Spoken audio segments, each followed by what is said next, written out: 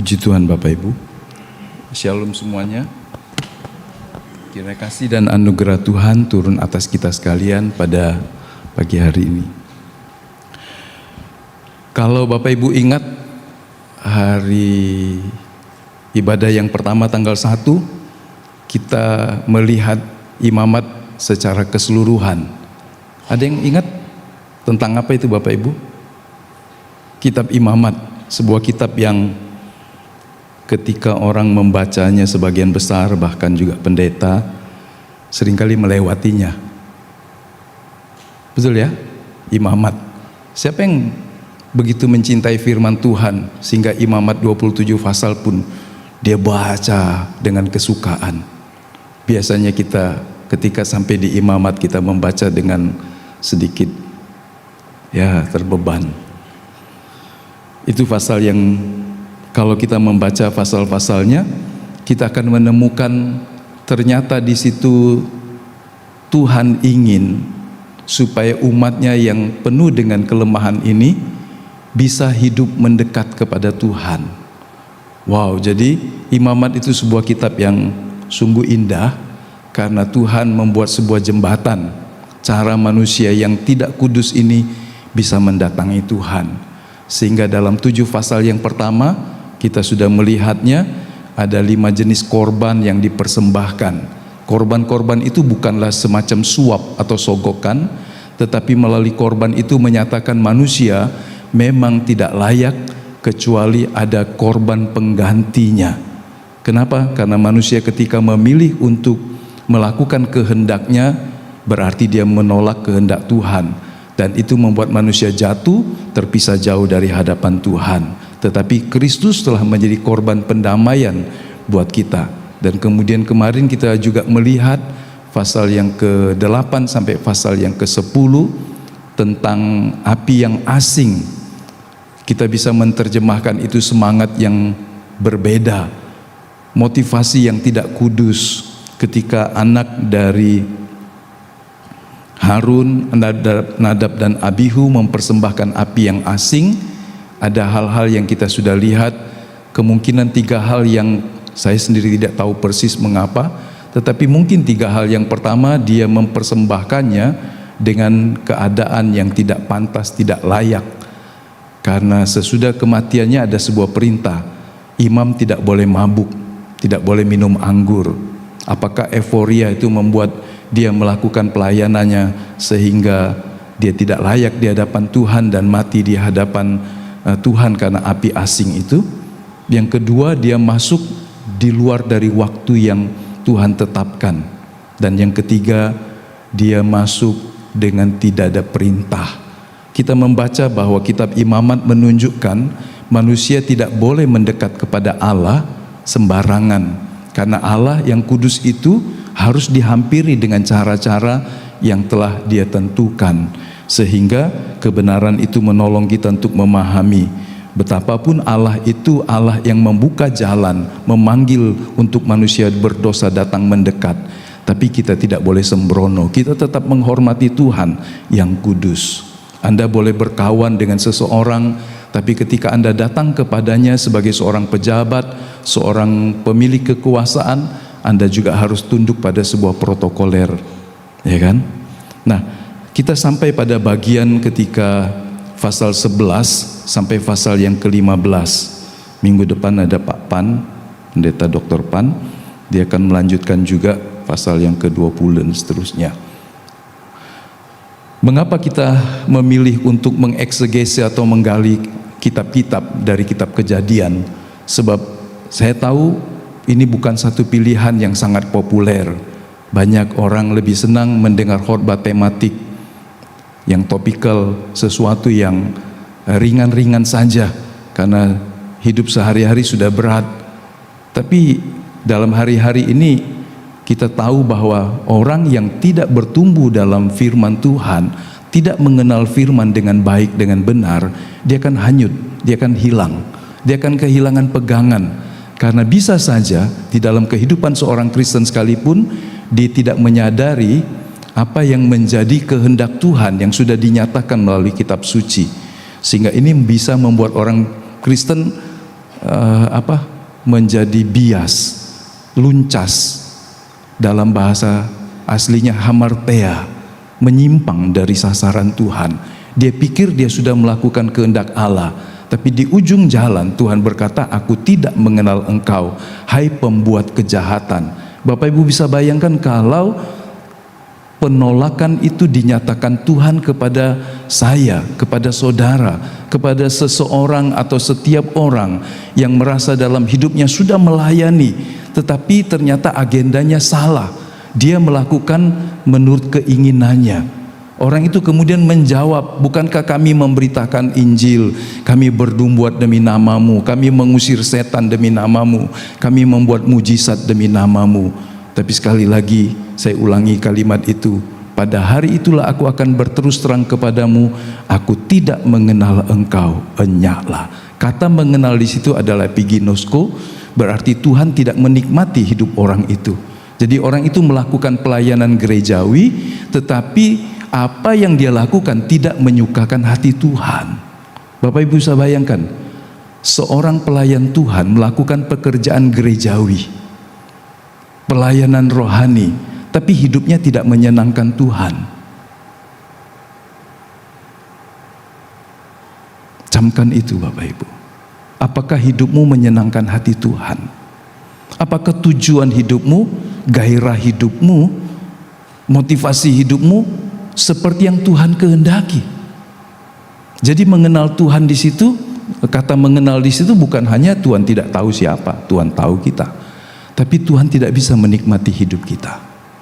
Anda bisa beli barang, Anda punya mungkin pasangan, suami, istri, anak, orang tua, sahabat, tapi Anda nggak bisa menikmati persekutuan itu.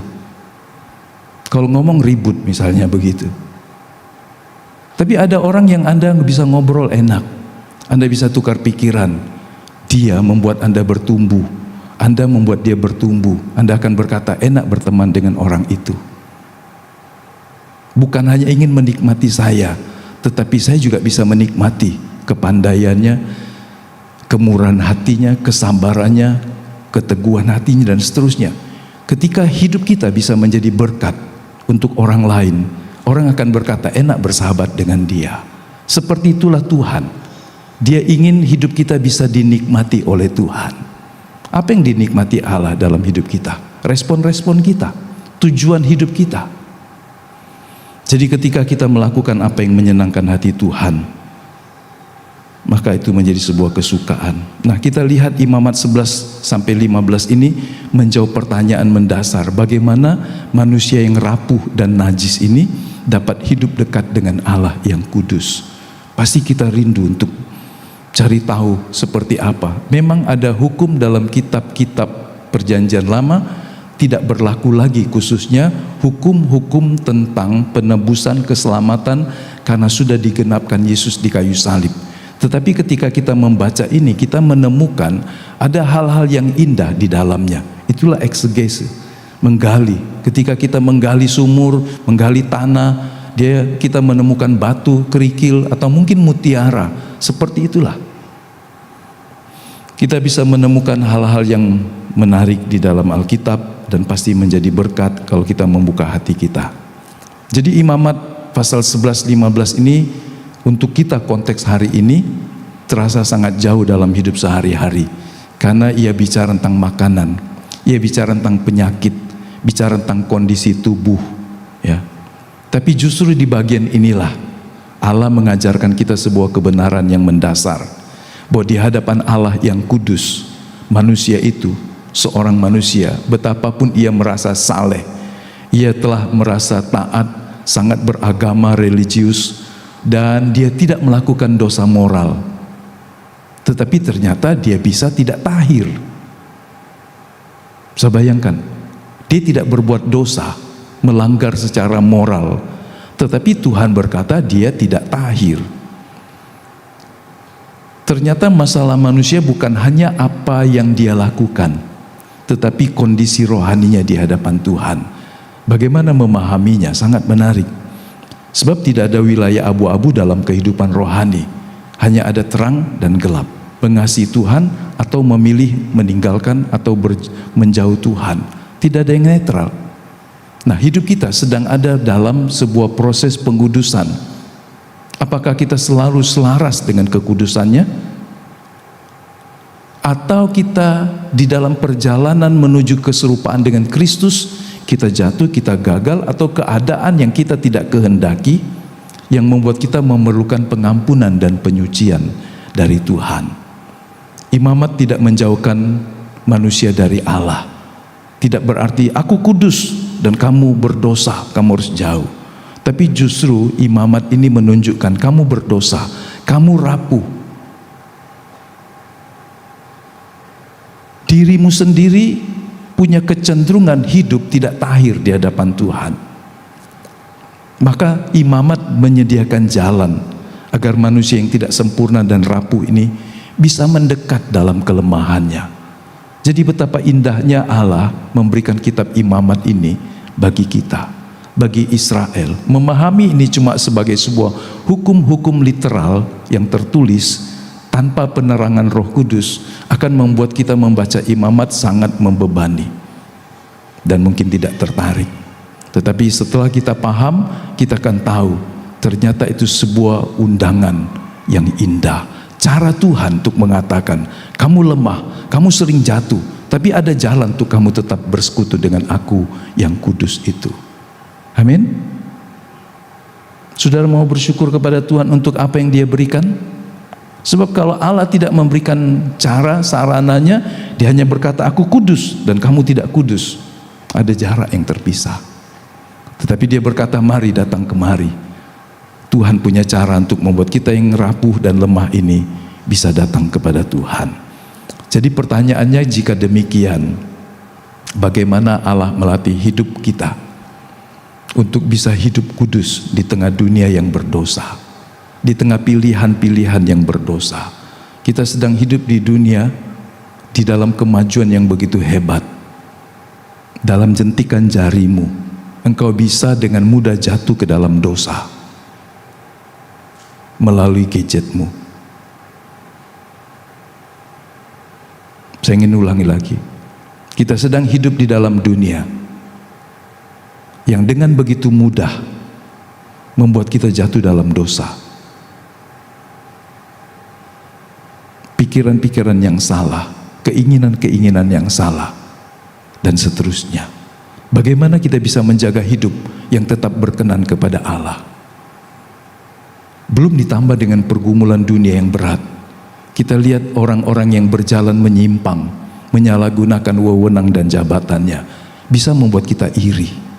Kalau Anda berjalan dengan taat, dengan setia, tapi hidupmu seperti ini saja, dan ada orang yang melakukan hal yang apa saja yang dia pikir bagus, dia akan melakukannya, dan kemudian saudara lihat senjangnya sangat jauh. Saudara pasti bisa tergoda untuk menjadi iri dan kecewa. Itu sebuah tantangan untuk hidup dalam dunia. Jadi jawaban yang pertama yang Allah berikan bukan bicara tentang dari dosa atau pelanggaran-pelanggaran yang menyolok yang berat, tetapi Dia memberikan kepada kita sebuah pengajaran memiliki kemampuan yang mendasar. Katakan dengan saya, kemampuan itu adalah kemampuan untuk, saya buat warna kuning, kemampuan untuk membedakan. Ini cara saudara untuk bisa menjaga dirimu tetap hidup berkenan kepada Tuhan di tengah pilihan-pilihan hidup yang begitu menawan. Kemampuan untuk membedakan.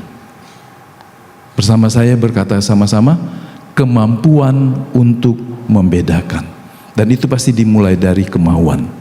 Nah, sebelum Israel belajar tentang ibadah, tentang korban, pelayanan-pelayanan imam, mereka harus belajar membedakan antara yang tahir dan yang najis, antara yang kudus dan yang biasa. Jadi kita melihat kebenaran di sini memberikan kepada kita sebuah pemahaman. Kekudusan itu bukan soal rasa aman karena merasa saleh, tetapi sebuah kerelaan, kesediaan hati untuk selalu mau datang kepada Tuhan agar dikuduskan. Ada rasa haus, ada rasa rindu untuk hidup di dalam pengudusan Tuhan. Dia tidak bertumpu pada sebuah keadaan, saya sudah dibaptis, saya sudah terima Yesus, saya sudah bertobat dulu sekian tahun yang lalu. Enggak, tetapi ada kerinduan untuk hidup dekat dengan Tuhan. Itu berarti kehidupan yang terus mau dikuduskan, dimurnikan oleh Tuhan. Kerinduan seperti inilah yang kita sebut kekudusan yang sejati. Jadi bukan untuk satu peristiwa yang sudah terjadi. Adakah hatimu terus rindu untuk disucikan oleh Tuhan? Orang kalau mabuk, dia selalu ingin lagi mabuk. Ada barang, ada makanan, ada minuman yang sangat adiktif, yang sangat nagih. Bahkan orang meneliti ketika banyak ahli-ahli makanan di bidang makanan melihat apa yang bisa membuat manusia ketagihan dengan makanan. Salah satunya gula. Rasa ingin makan itu selalu ada, dan itu bisa bercampur dalam rasa asin. Para ahli berkata gula tidak selalu terasa manis. Bahkan dalam makanan yang tidak manis pun ada gula. Saudara bisa terjebak dengan makanan yang kalau makan gak mau berhenti sebelum habis. Siapa yang punya kebiasaan seperti itu? Untuk berapa makanan tertentu Anda ingin terus sebelum habis. Anda beli satu bungkus, satu pak, kalau belum habis belum berhenti.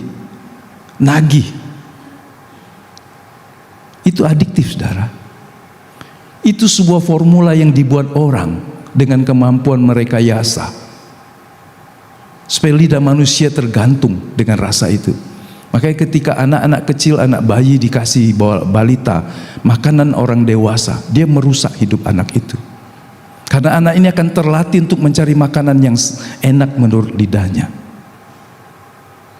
Sehingga kalau makanan yang natural, yang alami terasa tidak enak. Waktu kecil kita minum ASI. Maafkan saya untuk bertanya, ada yang masih ingat gak rasa ASI seperti apa? Ada rasa stroberi? Siapa yang gak pernah minum ASI waktu kecil? Siapa yang dulu kecilnya minum ASI? Malu. Gak perlu malu karena itu sebuah kodrat. Betul, kita kecil minum ASI. Apa rasa ASI? Coba ingat-ingat. Woi Pak, itu 60 tahun yang lalu, 50 tahun yang lalu. Tapi yang jelas rasa ASI tidak ada. Rasa stroberi, tidak ada rasa manis, tidak ada rasa yang lain. Dia natural, alami. Ketika anak diberikan susu formula yang sudah banyak rasanya, saudara, itu sebuah industri yang ya kita nggak perlu mengupasnya, tetapi di dalamnya ada semacam sebuah upaya untuk membuat manusia beralih, dan itu sebuah industri. Jadi kalau kita melihat bahwa ada hal yang nagih untuk datang kepada Tuhan, kerinduan seperti ini kalau Anda tidak pernah punya, mintalah kepada Tuhan. Tuhan, berikan saya hati yang haus akan Engkau, hati yang rindu akan Engkau, supaya selalu ada kerinduan akan Allah untuk terus-menerus Dia menguduskan kita. Hidup kita singkat, saudara. Kalau kita punya waktu 90 tahun, berapa lama, berapa sering kita berkata, Tuhan, aku haus akan Engkau, aku butuh Engkau. Bukan butuh uang Tuhan, bukan butuh promosi, tapi aku butuh Tuhan. Bisa membedakannya? Kebutuhan akan Tuhan, bukan kebutuhan berkatnya. Biasanya kalau kita datang menghampiri Tuhan, kita minta ini itu. Tapi bisakah kita datang kepada Tuhan dan berkata, aku membutuhkan Tuhan? Kalau ada yang belum mengerti, kasih tahu saya. Nanti kita buat kelas kursus. Supaya Anda tahu, ternyata kita membutuhkan Tuhan lebih dari berkat-berkatnya. Itulah yang dalam bahasa pemazmur mencari wajah Tuhan. Mencari wajah-Mu, mencari perkenanan Tuhan. Nah, kita bisa aktif melayani, tetapi dalam keadaan kering rohani. Aktif dalam pelayanan gereja, tapi rohanimu kering. Bisa nggak jujur mendeteksi? Ternyata saya kering. Ukurannya tidak ada kerinduan akan Tuhan. Ke gereja mungkin aktif, ibadah, tapi menyimpan sesuatu yang tidak tahir di hadapan Tuhan. Kita bisa saja menduakan Tuhan sementara kita jadi orang Kristen. Kita menganggap Tuhan itu kalau kita terdesak. Selama tidak terdesak kita punya cadangan. Kita bisa saleh di mata manusia, tapi sejujurnya bisa saja hidup kita belum selaras sepenuhnya di hadapan Tuhan. Matius pasal 7 ayat 23 yang saya kutip tadi. Taruh itu di kepala, taruh itu di hatimu, supaya engkau ingat. Itu kalau dinyatakan kepada pelayan Tuhan, kepada pendeta, kepada orang yang sudah melakukan mujizat, mengusir setan, bernubuat demi nama Tuhan, perkara-perkara rohani yang hebat, yang mengundang kagum bagi banyak orang. Coba kalau saudara dipakai Tuhan, mengusir setan, membuat mujizat, bernubuat dan semuanya jadi. Bukankah Anda akan disebut orang yang hebat, dipakai Tuhan? Tapi di ujung jalan hidupnya, Tuhan menolak orang seperti itu. Bisa bayangkan saudara? Bisa saja mungkin hidupnya nggak selaras. Karena Tuhan berkata, aku tidak mengenal engkau. Aku tidak menikmati hidupmu. Semua yang dilakukan untuk kemuliaan dirinya. Semua yang dilakukan untuk agenda dirinya sendiri. Bukan kehendak dari Bapa. Itu sebabnya Mazmur pasal 139 ayat 23-24. Dia berkata, selidiki aku ya Tuhan. Ujilah aku. Kalau engkau dapati hal-hal yang kau tidak berkenan, koreksi saya. Ini bukan waktu engkau berdosa. Ini bukan waktu engkau jatuh melakukan pelanggaran. Sudah jelas kalau melanggar. Tapi ini saat-saat ketika kita dalam persekutuan kita dengan Tuhan, berani berkata, mau berkata, selidiki batinku Tuhan, selidiki hati dan pikiranku. Kalau Anda mau melakukan ini dengan jujur dan rendah hati, Anda akan ada dalam persekutuan yang begitu intim dengan Tuhan. Dan disinilah kita lihat poin yang pertama, bahwa kekudusan itu menuntut pembedaan. Tahu membedakan. Di dalam pasal 11, saya membuat hanya rangkuman saja. Karena 11, ada 5 pasal. Nggak mungkin pagi ini kita bahas 5 pasal. Tapi satu pasal ini kalau kita ambil yang intinya, dia bermakna bicara tentang makanan yang tahir dan makanan yang najis. Dalam teks bahasa Inggris dikatakan clean and unclean food, ya, makanan. Tapi pasal 11 dalam bahasa Indonesia tentang binatang-binatang, hewan-hewan yang boleh dimakan. Bapak Ibu bisa lihat di sana. Kata kuncinya salah satunya adalah tame. Bicara tentang apa? Sebuah ketahiran. Tahor, tahir. Layak untuk mendekat. Tame itu najis. Ada halangan, unclean. Ada sesuatu yang salah. Jadi ternyata ketika kita memilih makanan, ini bukan lagi untuk kita. Untuk Israel ini bicara tentang makanan ini nggak boleh, unta nggak boleh dimakan, babi hutan nggak boleh dimakan, ikan yang tidak bersirip tidak boleh dimakan, bersirip tapi tidak bersisik juga tidak boleh dimakan. Jadi kalau binatang air yang tidak bersisik, tidak bersirip, nggak boleh makan. Itu untuk Israel. Apa yang tidak tidak bersisik dan tidak bersirip? Ikan yang tidak ada sisiknya apa?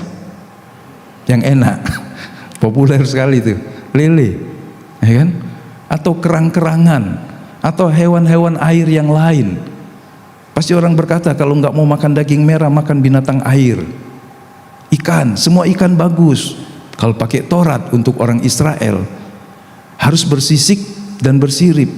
Kalau binatang yang memama biak harus berkuku belah juga. Babi hutan termasuk. Tapi nggak disebut babi peliharaan. Enggak ding, babi peliharaan juga nggak boleh. Karena berkuku belah tadi tidak memama biak. makannya sapi, domba dan seterusnya. Itu kalau secara literal. Tapi bagi kita, kita bisa memilih, membedakan. Kalau saya makan barang ini, gak ada hubungannya dengan haram dan najis untuk berdosa, tapi tidak sehat buat diri saya. Bisa membedakannya? Sudah menangkap maksudnya, makna rohaninya? Kekudusan hidup itu untuk tubuh kita juga perlu. Sebab tidak semua yang boleh dimakan itu pantas untuk kita makan. Dalam kondisi Anda waktu muda semua dimakan, sampai orang punya peribahasa, semua yang terbang kecuali pesawat, semua yang berkaki 4 kecuali kaki meja, kaki kursi boleh dimakan. Saudara bisa bayangkan itu? Sehingga ada pasar ekstrim, semua dijual. Semua makhluk hidup yang ditangkap boleh dimakan, nggak peduli apapun dia. Itu beberapa tempat ada pasar-pasar yang menjual makanan dari hewan-hewan yang saudara mungkin melihatnya juga sudah takut. Tapi kalau kita melihatnya, mari kita mengukurnya dengan sebuah kata, kearifan. Tahu membedakan, ini tidak sehat buat tubuh saya. Untuk kamu boleh, untuk saya tidak. Bapak Ibu bisa membedakan itu? Bisa? Mau pakai ukuran ini? Untuk kamu sehat, untuk saya tidak. Berarti saya tidak makan. Wah, ini najis haram. Bukan, karena tidak sehat buat saya. Untuk kamu sehat. Betul? Bisa bedakan ya? Orang bilang ikan asin misalnya dimakan dengan apa ada sambal angan-angan, wah enak betul.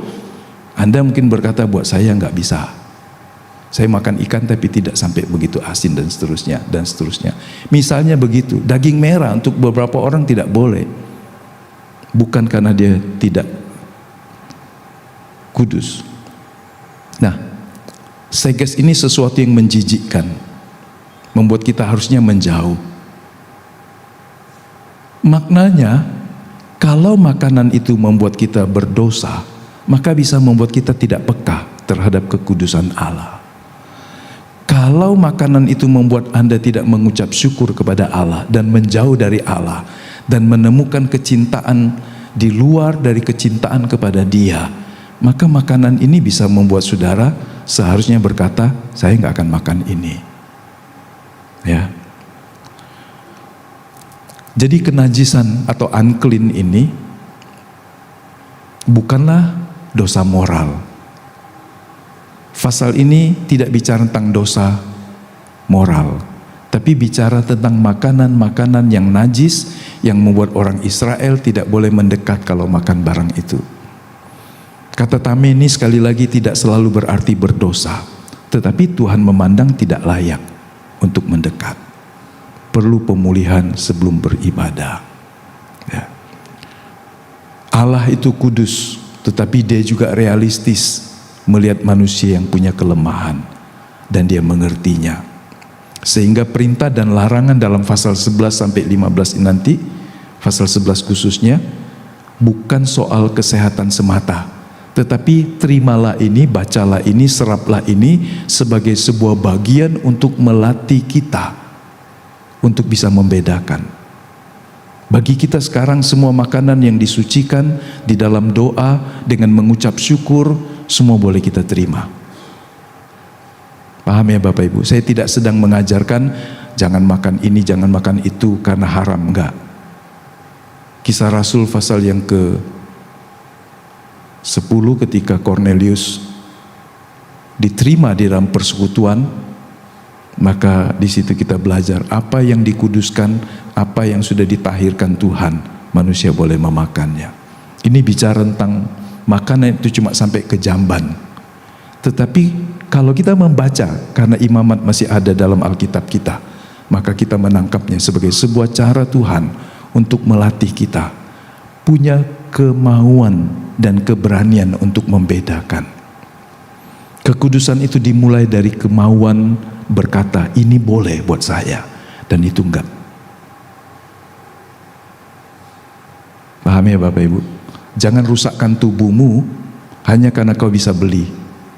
Jangan rusakkan tubuhmu karena hanya orang berkata ini boleh kok, baca nggak ada larangannya, tapi bagimu nggak boleh.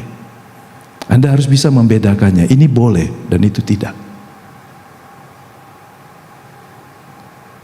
Dulu ada sebuah riset yang dibiayai oleh konglomerasi dunia untuk mengkambing hitamkan kolesterol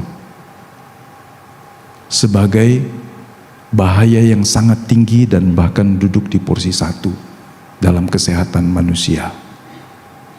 Tetapi ternyata itu dibayar, saya lupa $60.000 atau berapa seperti itu. Begitu mahal para risetnya, ini dari Universitas Stanford atau apa, untuk kemudian tidak mengungkapkan fakta bahwa gula jauh lebih berbahaya dari kolesterol. Ya, saudara bisa melihat. Jadi dengan belajar firman Tuhan kita kemudian bisa mengatakan ini boleh dan itu tidak. Bukan lagi soal kenajisan, tetapi buat kesehatan kita. Nah, Allah melatih Israel untuk bisa membedakan yang kudus dan yang biasa, yang Allah kehendaki dan yang dunia anggap normal. Kita bisa membedakan. Bagi dunia normal, bagi saya yang mengasihi Tuhan dan mengasihi tubuh jasmani saya juga harus menjaga diri saya. Roma pasal 12 berkata setelah tentang persembahan tubuh, dia berkata janganlah kamu menjadi serupa dengan dunia. Sekali lagi, bukan semua yang boleh itu baik buat kita. Tidak semua yang boleh itu membangun hidup kita. Ya. Kekudusan itu tidak netral. Katakan dengan saya sama-sama kalimat ini. Kekudusan itu tidak netral. Kekudusan itu selalu selektif. Netral itu terserah. Ada boleh, tak katik, tak apa-apa. Tapi kalau selektif berarti dia ada tapi aku nggak mau. Bisa membedakan Bapak Ibu? Orang lain melakukannya tapi aku nggak mau karena aku menjaga tubuhku sebagai baitnya Tuhan. Jadi nggak bisa netral. Dia harus selektif untuk dirinya. Yang kedua, kenajisan itu adalah kondisi manusia. Jadi kalau bicara tentang manusia pasti punya kecenderungan untuk tidak tahir, unclean, najis. Pasal 12 kita membaca, tema besarnya adalah tentang tahir dan najis setelah melahirkan. Manusia kodratnya wanita akan melahirkan. Istilah tidak tahir atau najis setelah melahirkan tuma. Sekali lagi ini bukan keadaan ritual karena dia berdosa. Ini sebuah situasi di mana dia tidak boleh menghampiri Tuhan sebelum selesai proses setelah persalinannya. Jadi ini keadaan ritual, bukan keadaan dosa moral. Ini bukan sekali lagi kenajisan. Karena kalau dia berkata, wah ini membuat manusia berdosa. Enggak, manusia memang beranak cucu dengan proses regenerasi, reproduksi. Kehidupan manusia sejak awal memerlukan pendamaian. Jadi berarti manusia pada awalnya memang dalam keadaannya dia memerlukan hidup yang dekat dengan Tuhan di dalam kelemahan dan keterbatasannya. Jadi ingatlah bahwa keselamatan itu adalah anugerah.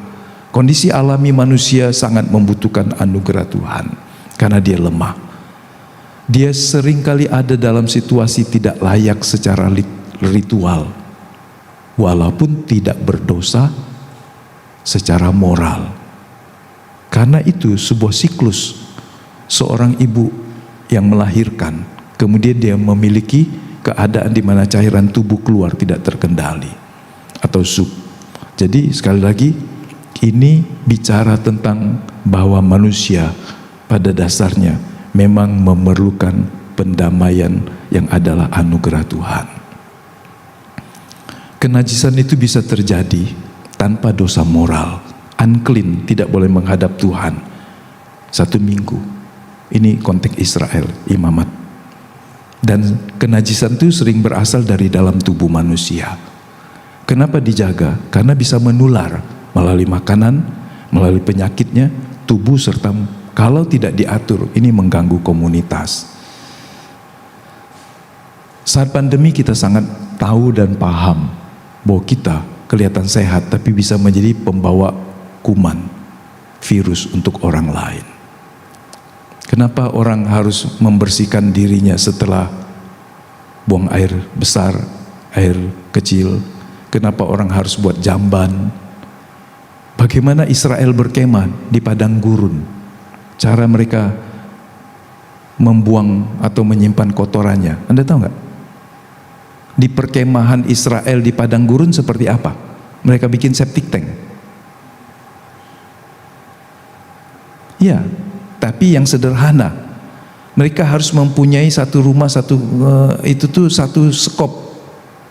Jadi sebelum mereka buang hajat, mereka harus menggali dan kemudian menimbunnya kembali.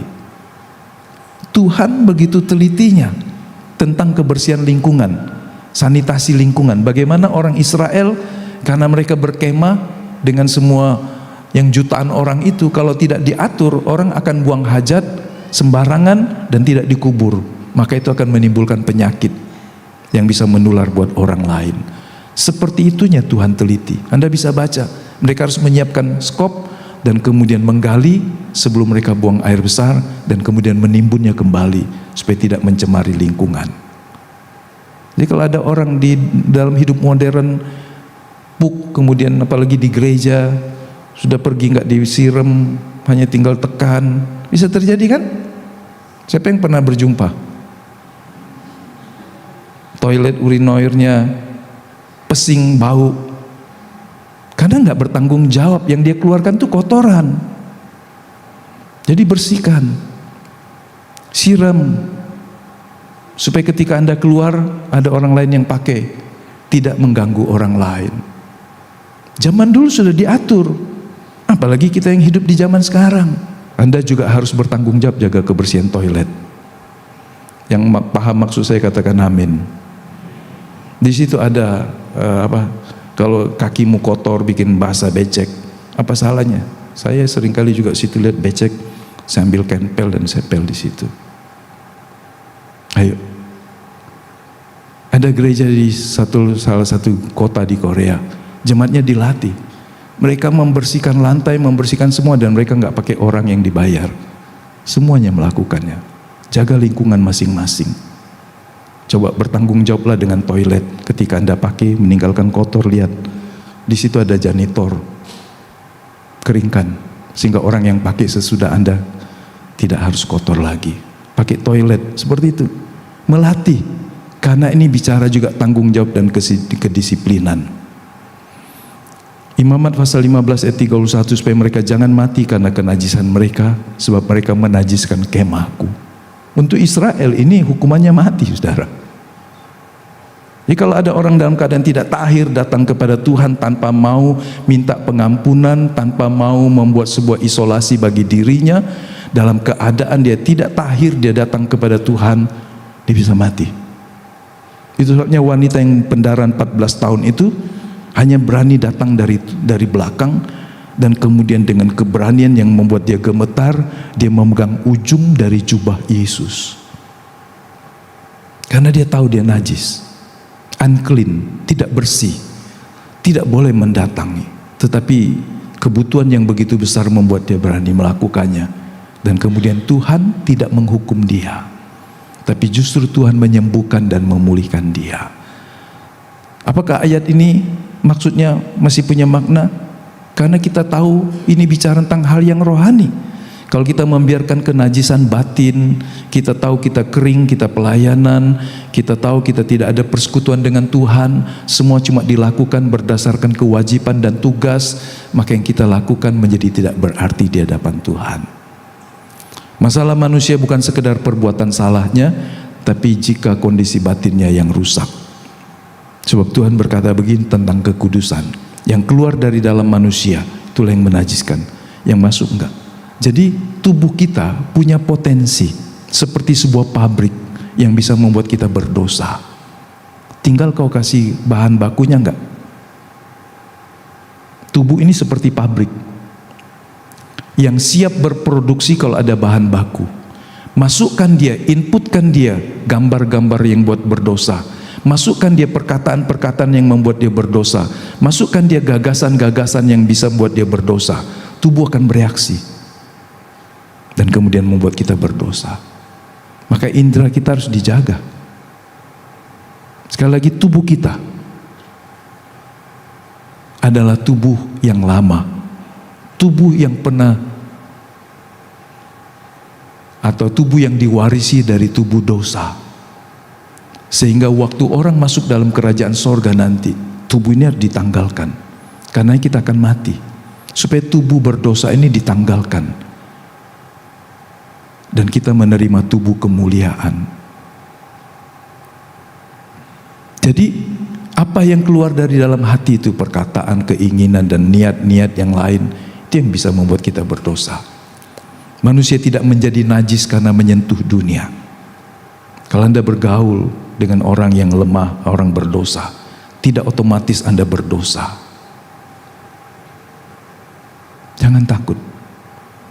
Kalau Anda harus melayani orang yang punya kelemahan, berdoa, berjaga supaya Anda tidak tertular karena potensi di dalam dirimu. Yesus bersentuhan dengan orang berdosa, tetapi dia tidak berdosa. Jadi jangan membuat kita berkata, aku nggak mau. Tapi kalau dunia, keinginan dunia tinggal di dalam kita, tanpa orang lain pun kita bisa berdosa. Keinginan untuk berdosa selama ada dalam hati dan pikiran kita, tinggal dalam lingkungan orang rohani pun Anda akan berdosa.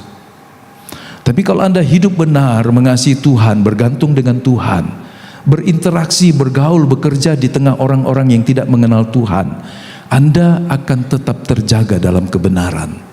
Katakan amin, saudara. Lemah sekali. Amin. Manusia kita tidak menjadi najis karena bersentuhan, bergaul dengan orang-orang di dunia.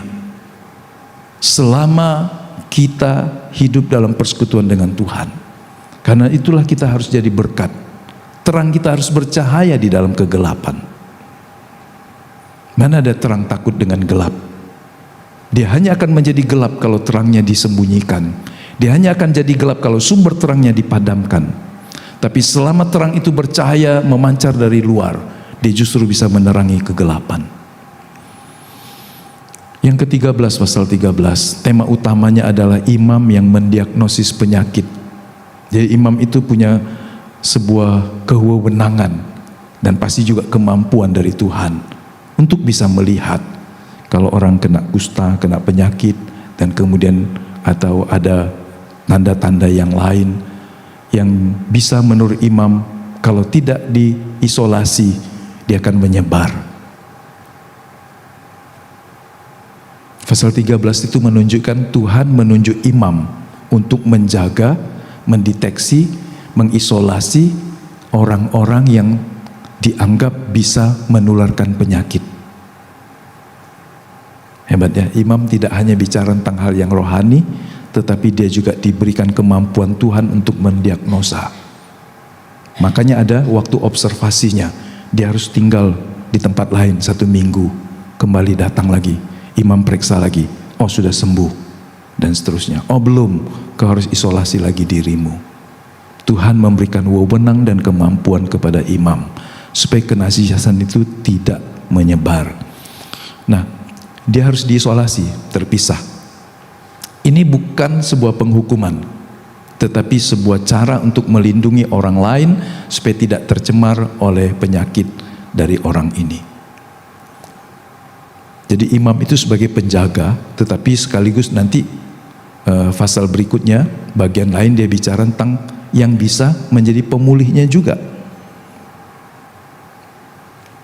Jadi tugas imam di sini dalam pasal ini, dia mendiagnosis penyakit, kemudian dia memerintahkan orang ini harus mengisolasi diri, bisa seminggu, bisa 2 minggu, dan kemudian sesudah pulih dia mengadakan upacara pemulihan.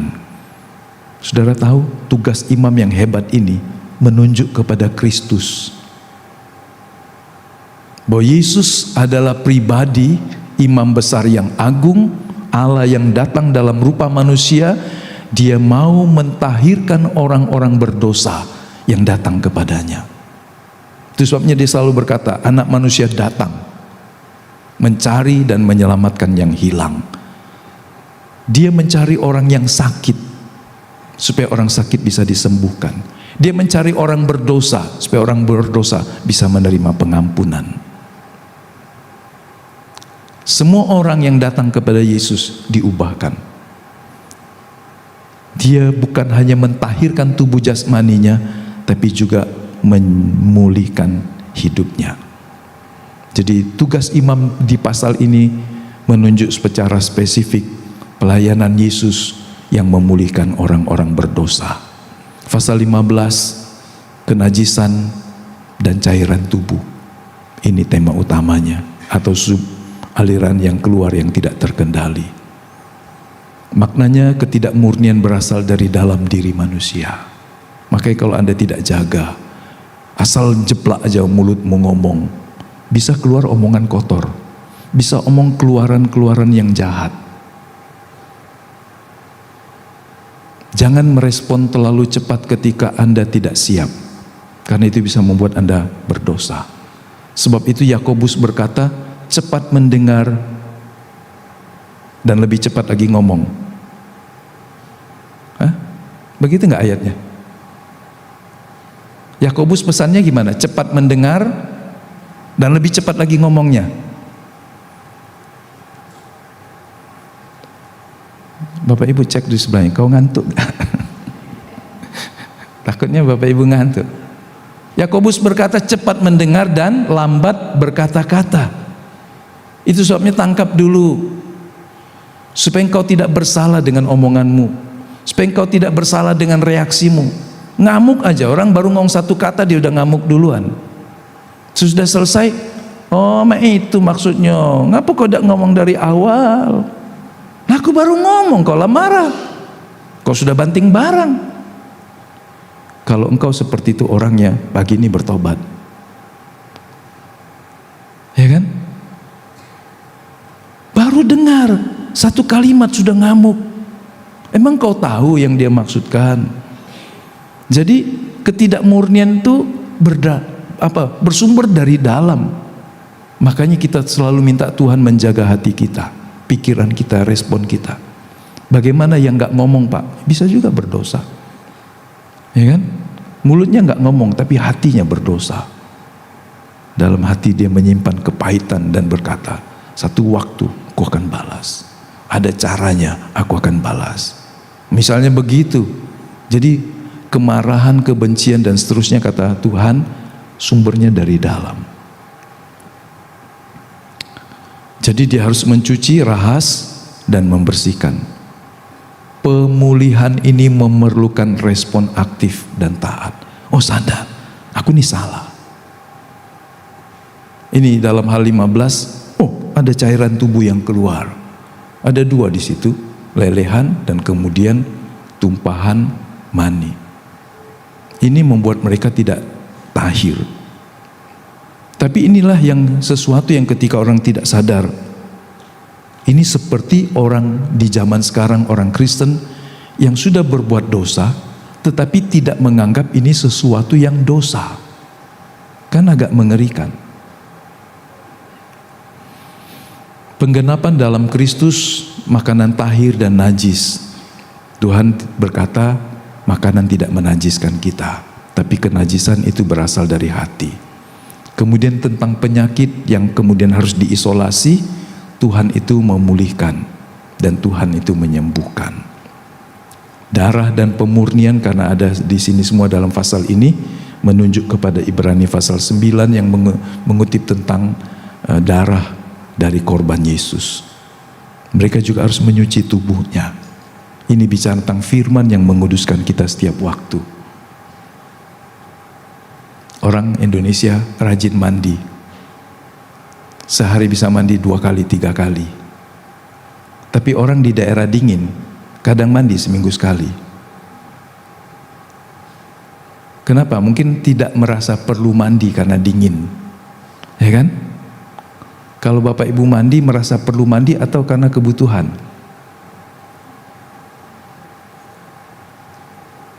Malam mau tidur sudah mandi, besok pagi bangun mandi lagi nggak? Mandi kan? Nah orang sebagian berkata tadi malam sudah mandi. Kau tidur dingin, nggak berkeringat, nggak kerja kan? Bangun ya nggak perlu mandi misalnya begitu. Bagi dia mandi adalah kebutuhan.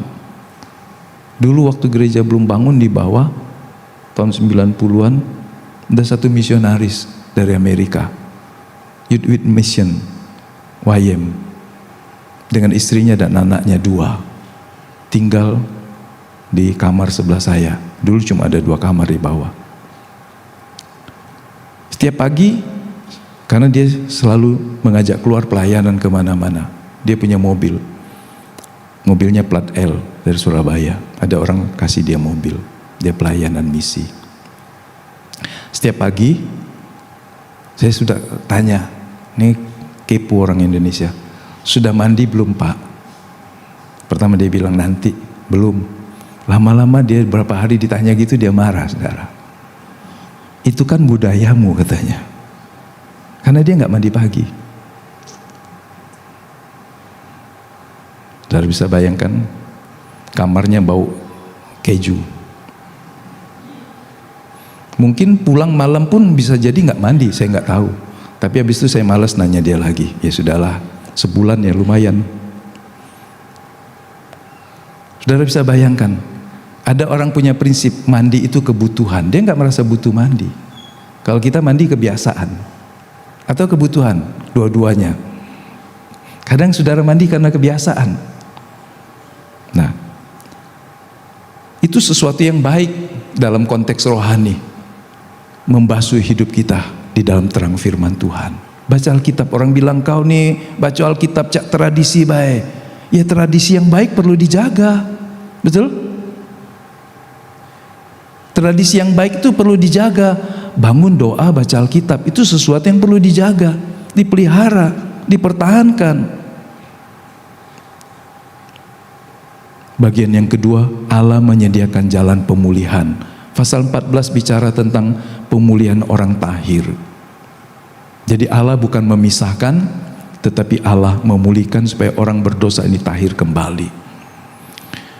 Ada alatnya, kayu aras, ada hisop, memercikan dan seterusnya. Ini bicara tentang pemurnian melalui darah dan air. Apa itu darah? Darah Kristus pasti. Air firman Tuhan. Ini menunjuk kepada karya salib Yesus. Sebab waktu di kayu salib, dia mengeluarkan darah sekaligus air dari lambungnya karena ditusuk. Jadi apa yang dituntut dalam hukum Taurat tentang pemulihan dari dosa, dari kenajisan, digenapi Yesus di kayu salib semuanya. Korban gak boleh patah kakinya, nggak boleh ada tulang yang patah. Kaki Yesus tidak dipatahkan. Padahal dalam tradisi penyalipan, orang-orang Romawi menemukan waktu orang disalibkan, ada orang karena fisik yang kuat tidak mati, dan waktu dia harus diturunkan setelah petang supaya tidak bisa lari, kakinya dipatahkan. Itu sebabnya waktu mereka sampai kepada Yesus, mereka melihat Yesus sudah mati. Seorang prajurit penasaran, memastikannya, ditusuknya dengan tombak di lambung Yesus, dan kemudian keluar air dan darah. Apa yang dilakukan prajurit ini tanpa dia tahu, ini sebuah konfirmasi. Tubuh Yesus tidak rusak, tidak ada satu tulang dipatahkan, karena korban yang dipersembahkan tidak boleh ada tulang yang patah, tidak boleh cacat. Bayangkan kalau Yesus belum menyerahkan nyawanya, kemudian atau prajurit Romawi sembrono menurunkan mayat Yesus dan mematahkan kaki atau tangannya supaya nggak bisa lari, korban Yesus cacat. Jadi Alkitab berkata tulangnya tidak ada yang dipatahkan. Padahal orang-orang yang tersalib itu biasanya kakinya dipatahkan supaya tidak bisa lari karena belum mati. Nah, pemulihan ini lebih ditekankan daripada hukuman. Allah lebih tertarik memulihkan dari menghukum. Makanya para ahli hukum juga punya sebuah semacam adagium. Lebih baik membebaskan 1000 orang bersalah daripada menghukum 1 orang yang tidak bersalah. Menurut saudara adil nggak itu? Itu sebuah prinsip di dalam dunia keadilan. Idealnya begitu. Lebih baik membebaskan 1 orang bersalah, lebih baik membebaskan 1000 orang bersalah daripada menghukum 1 orang yang tidak bersalah. Imamat pasal 11 ayat 5 sampai 5, pasal 11 sampai 15 ini, kalau kita membaca dalam perspektif perjanjian baru, kita melihat, kita membaca Yesus itu pribadi yang kudus, yang menyentuh orang najis, tapi dia tidak menjadi najis. Bahkan Yesus mentahirkan mereka. Ibrani pasal 9, sebab darah Kristus menyucikan hati nurani kita. Jadi salib bukan hanya mengampuni dosa, tetapi memulihkan kelayaan untuk kita datang mendekat kepada Tuhan.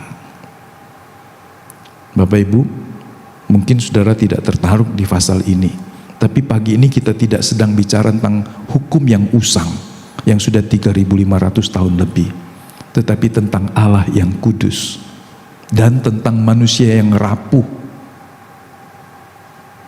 dan yang ketiga tentang kasih karunia Allah yang memulihkan. Manusia yang rapuh, yang tidak sempurna ini, tanpa sadar seringkali berdosa. Tapi kita harus menerima pengampunan dan pendamaian, supaya kita bisa mendekat kepada Tuhan. Itulah kasih karunia dari Tuhan. Paham Bapak Ibu 3 hal ini? Allah itu kudus, manusia rapuh, lemah. Seringkali kita berbuat salah di mata Tuhan bukan karena mengingininya. Kalau maksudnya niat berdosa, saya nggak bicara. Kita tidak sedang bicara tentang orang yang berniat berbuat dosa, berniat untuk melakukan yang jahat. Tapi kita sedang bicara ketika kita tidak punya niat bersalah, kita tidak punya niat melukai hati istri kita, tidak punya niat untuk melanggar pimpinan kita, tidak punya niat untuk melawan orang-orang di sekitar kita. Tapi ternyata ada hal yang salah di sana. Nah, Tuhan menunjukkan kita rapuh, sehingga kita perlu pengudusan, pengampunan dari Tuhan. Jadi bukan hanya memahami tentang kekudusan, tapi bagaimana kita bisa setiap waktu hidup layak di hadapan Tuhan. Siapa yang tertarik? Siapa yang mau berkata, amin, terima kasih Tuhan? Kalau kita ditanya, apakah kita sungguh-sungguh menghormati Tuhan yang tinggal di dalam hidup kita? Tubuh kita sudah dikuduskan, tapi kadang-kadang terbersit niat hati kita tidak selaras dengan niatnya Tuhan. Waktu kita diingatkan Roh Kudus, tapi ini nggak salah, tapi ini bukan jalan atau cara yang dikehendaki Tuhan. Saudara nggak akan sampai ke tingkat pemahaman ini kalau Anda nggak mengerti kekristenan adalah sebuah relasi dengan Tuhan. Kalau orang cuma tahu aku nggak salah Pak, nak ngapo kau? Mana buktinya? Aku tidak salah. Kalau cuma orang sampai ke batas seperti ini, dia tidak memahami apa yang saya katakan pagi ini. Kalau saudara bertengkar suami istri dan kemudian cuma berkata, aku tidak salah ngomong, aku juga tidak salah sama kau, ngapo ribut? Saudara pernah enggak? Anda merasa tidak bersalah, tetapi kemudian ada hal yang salah di sana. Anda perlu kepekaan hati, kepekaan rohani. Mengapa? Ada sesuatu yang salah.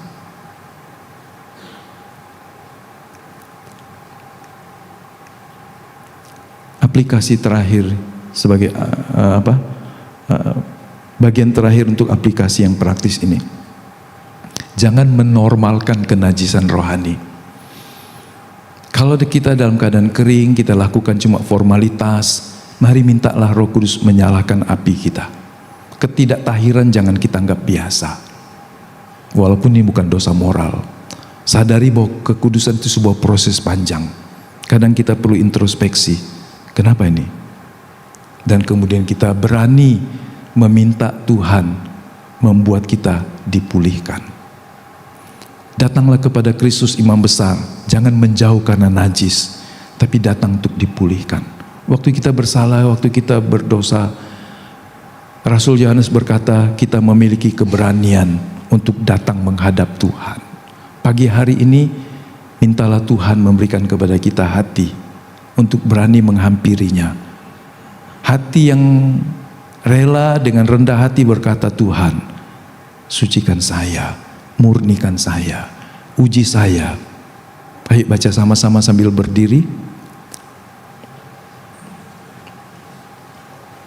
Paragraf terakhir, 1, 2, 3. Allah tidak mengusir umatnya untuk menjauh karena najis, tetapi memanggil datang dan memulihkannya agar layak bersekutu dengan Dia. Amin. Itulah hatinya Allah dari pasal 11 sampai 15. Kalau kita bersalah, punya dosa, kadang-kadang orang mau menjauh dari Tuhan, gak mau berdoa, enggan, karena iblis memakai kelemahannya untuk berkata, kau tidak layak. Nah kan, kau salah lagi kan, kau berdosa lagi kan, kau gagal lagi kan. Iblis selalu berusaha membuat kita merasa tidak layak dari hadapan Tuhan.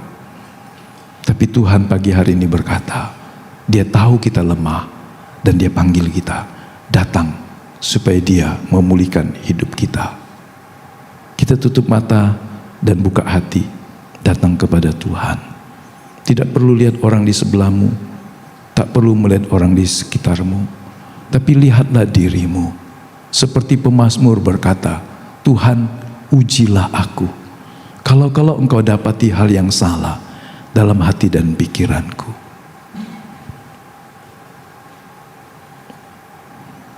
Ujilah aku, Tuhan.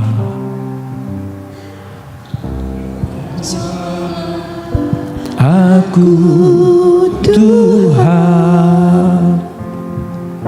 Selidiki batinku dan hatiku. Mataku tertuju padamu. Ujilah aku, Tuhan. Ujilah aku, Tuhan. Cobalah aku, Tuhan. Selidiki hatiku dan hatiku. Mataku tertuju padamu. Sekali lagi, ujilah aku, Tuhan. Ujilah aku, Tuhan. Cobalah aku, Tuhan. Selidiki batinku dan hatiku.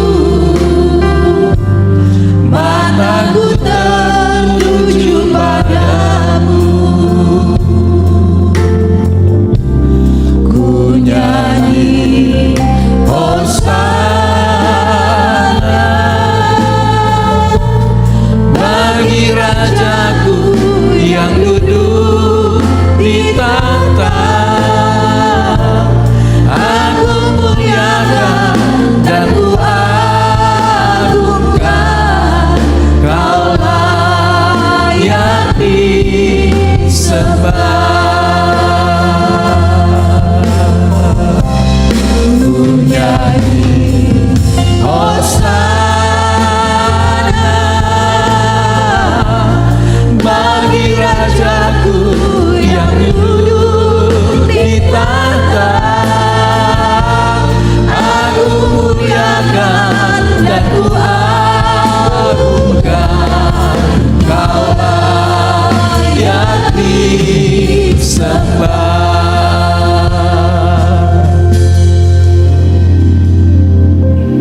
Mintalah Roh Kudus meneliti hati kita, biar Dia menyelidiki, biar Dia meneliti. Mintalah Dia menerangi sampai ke dalam celah-celah yang tergelap dalam hati dan pikiran.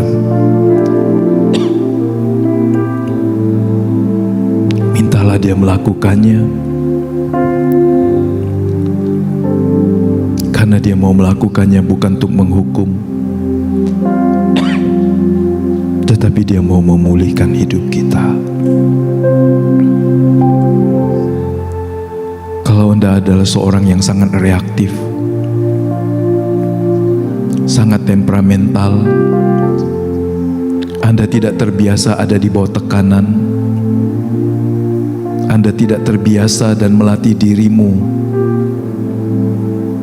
untuk sabar mendengar, mencernak dan memikirkannya. baru kemudian bereaksi. Kalau Anda terbiasa menjadi orang yang sangat spontan, dan karena spontanitas itu engkau berdosa, kau melukai hati suamimu, istrimu, anak-anakmu, rekan sekerjamu. Kalau engkau merasa aku cuma ngomong, tapi hatiku baik, tapi omonganmu membuat orang terluka dan berdosa.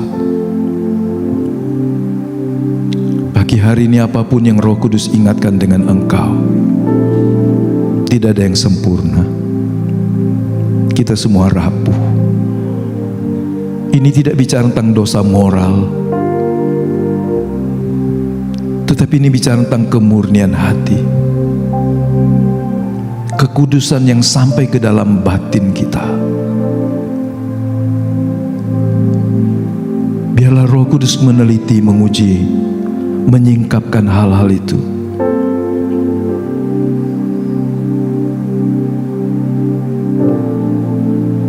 Mintalah Roh Kudus memulihkan hidupmu.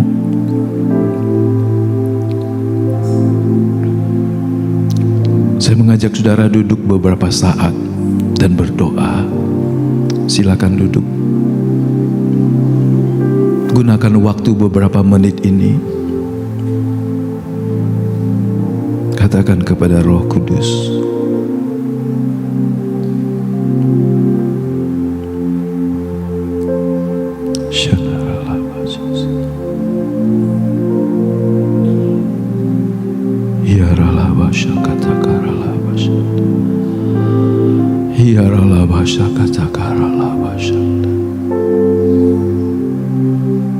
tahirkan kami,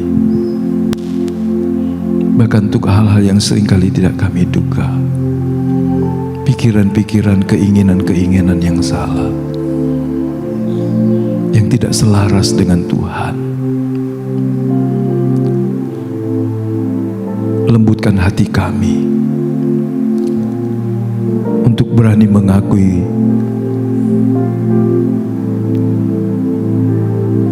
untuk berani melihat diri kami dalam terang firman Tuhan. Uji kami ya Roh Kudus, selidiki kami, basuh kami dengan darah yang kudus.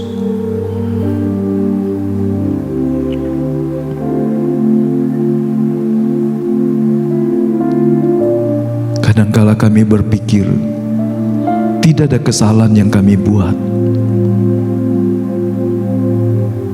tapi kami telah melukai Tuhan, kami telah melukai orang lain.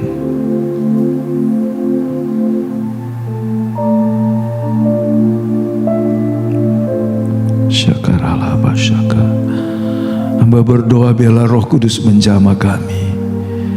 Darah anak domba Allah membasuh kami. Firman Allah terus membasuh dan menyucikan kami dari reaksi-reaksi yang salah, respon-respon yang salah. Tuhan, pagi hari ini sebelum kami pulang, biarlah kami diperdamaikan sepenuhnya. Kami layak karena darah anak domba Allah membasuh kami, bukan terhadap kesalahan-kesalahan yang besar yang terlihat mata, tapi sampai ke dalam, sampai ke dalam keinginan-keinginan yang tersembunyi di pemandangan orang, rancangan-rancangan niat hati kami. Tuhan kuduskan semuanya sehingga hidup kami layak di hadapan-Mu. Bapa, pagi hari ini Kau menjamah kami, menemani kami dengan damai sejahtera-Mu, seperti Kristus memulihkan setiap orang berdosa yang datang menghampiri-Mu. Maka pagi hari ini setiap kami dilepaskan dari tuduhan hati nurani, dari semua yang bersalah, supaya hati nurani kami terjaga, hati nurani kami kudus senantiasa oleh Tuhan, supaya tidak ada tuduhan hati nurani kami. Ketika kami menyimpan kesalahan, ketika kami menyimpan dendam, ketika kami menyimpan iri hati, ketika kami menyimpan rasa kecewa yang tidak kami ungkapkan. Pagi hari ini kami mohon Tuhan mengampuni kami, memulihkan kami, sehingga Roh Kudus sungguh-sungguh mentahirkan kami sepenuhnya. Roh kami, jiwa kami, tubuh kami, pikiran, kehendak, perasaan kami. Tuhan, Engkau menjamah kami pagi hari ini.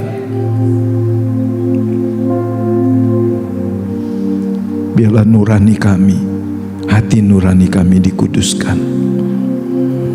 Terima kasih banyak Bapa. Terima kasih.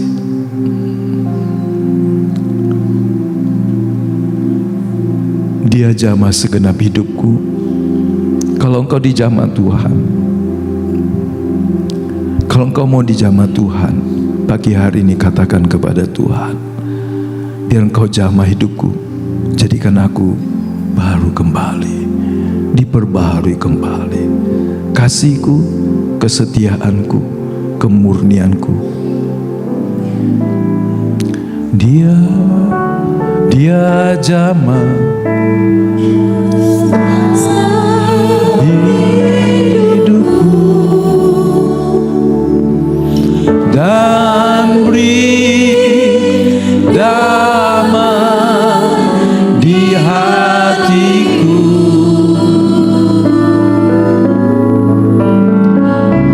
Semua telah berubah dan aku tahu Yesus jamah ku jadi baru. Mintalah Dia menjamah hidupmu, menyembuhkan engkau, memulihkan hidupmu.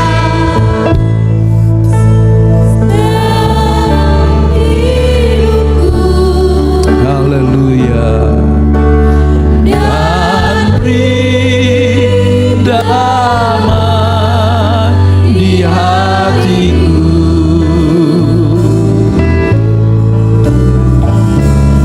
Semua telah berubah dan aku tahu Yesus jamah ku jadi baru.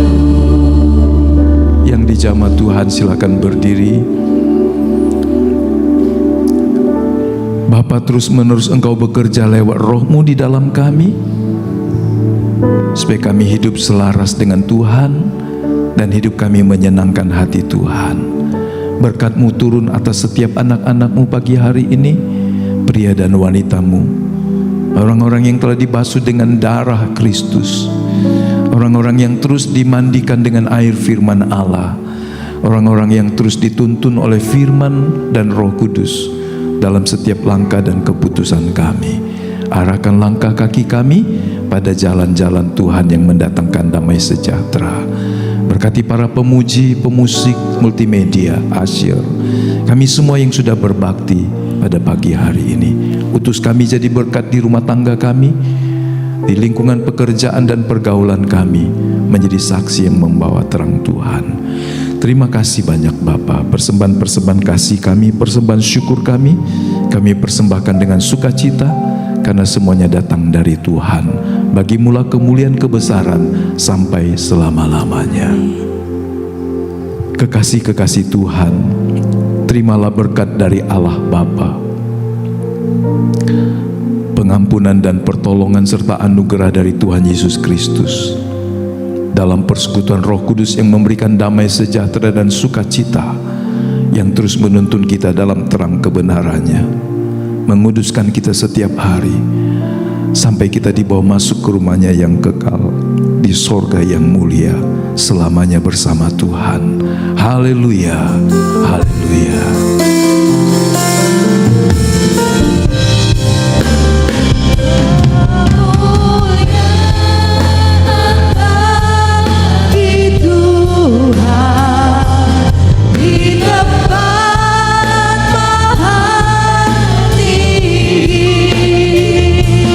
Kau Raja di atas.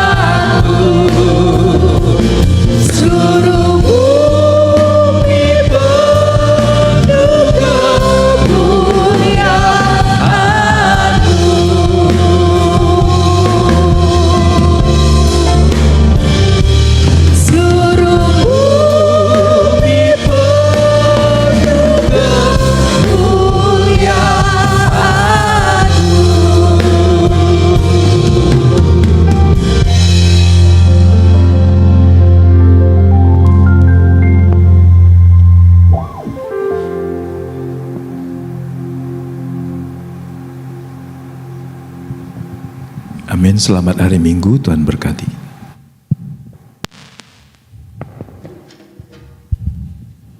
Jemaat Tuhan dipersilakan memberi persembahan yang ada di kotak sebelah kanan dan kiri, ataupun bisa secara QRIS. Terima kasih untuk persembahannya. Tuhan Yesus memberkati. Selamat hari Minggu. Sampai jumpa minggu yang akan depan. God bless you.